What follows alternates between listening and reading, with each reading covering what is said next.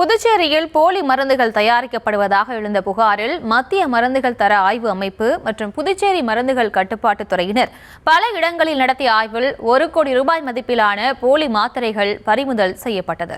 இது தொடர்பான விவரங்களோடு இணைகிறார் எமது செய்தியாளர் கிருஷ்ணா. வணக்கம். மேலும் விவரம்.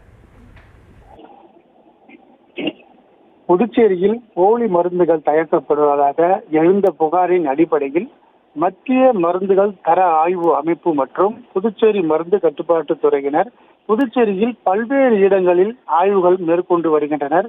இந்த ஆய்வின் மேட்டுப்பாளையம் பகுதியில் உள்ள ஒரு தொழிற்சாலையில் நள்ளிரவில் 12 மணி அளவில் இந்த சோதனையானது நடைபெற்றது. அதில் கிட்டத்தட்ட ஒரு கோடி ரூபாய் மதிப்பிலான கேப்சூல்கள் பதுக்க வைக்கப்பட்டிருந்தது தெரிய வந்தது. இந்த கேப்சூல்கள் புதுச்சேரி பிச்சைவீரான்பேட்டை சேர்ந்த நேச்சுரல் கேப்சூல் பிரைவேட் லிமிடெட் நிறுவனத்திலிருந்து விற்பனை செய்யப்பட்டதாக கண்டுபிடிக்கப்பட்டிருக்கிறது. மேலும் சென்னையை சேர்ந்த நெபுலா பார்மசூட்டிக்ஸ் மற்றும் விழுப்புரம் மாவட்டத்தைச் சேர்ந்த பெபுலா லைஃப் சயின்ஸ் மூலம் தயாரிக்கப்பட்டு விநியோகம் செய்யப்பட்டிருந்தது. பிரைமரி பேக் செய்யப்பட்ட மாத்திரைகள், அலுமினியம் பைல்கள் மற்றும் அட்டை பெட்டிகள் ஆகியவற்றில் கைப்பற்றப்பட்டன.